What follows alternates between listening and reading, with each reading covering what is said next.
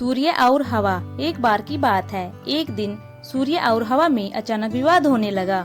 दोनों इस बात पर बहस करने लगे कि उन दोनों में सबसे अधिक शक्तिशाली कौन है। वायु बड़ी ही घमंडी और जिद्दी स्वभाव की थी। उसे अपनी शक्ति पर बड़ा ही गुरूर था। उसका मानना था कि वह अगर तेज गति से बहने लगे तो बड़े बड़े पेड़ों को उखाड़ सकती है। उसमें मौजूद आर्द्रता नदियों और झीलों के पानी को भी जमा सकती है।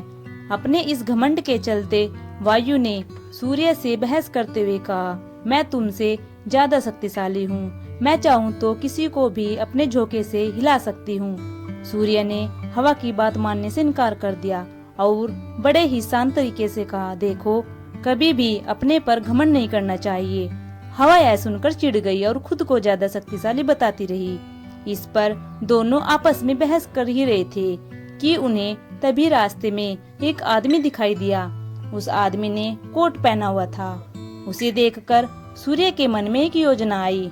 उसने हवा से कहा, जो भी इस आदमी को उसका कोट उतारने के लिए मजबूर कर देगा उसे ही अधिक शक्तिशाली माना जाएगा।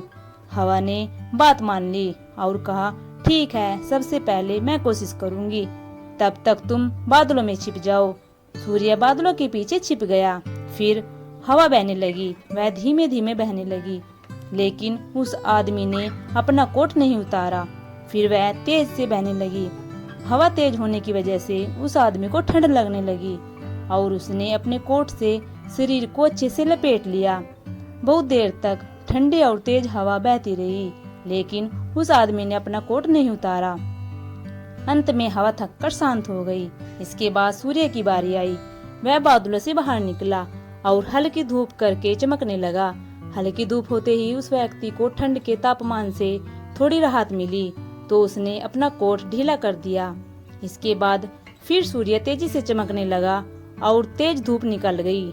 तेज धूप होते ही आदमी को गर्मी लगने लगी और उसने अपना कोट उतार दिया।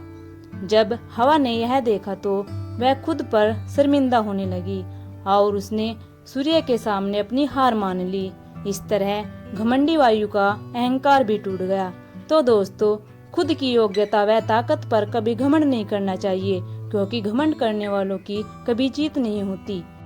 सो थैंक्स दोस्तों। आपको स्टोरी कैसी लगी कमेंट में जरूर बताइएगा और चैनल पर नए हो तो चैनल को सब्सक्राइब लाइक शेयर करना मत भूलिएगा।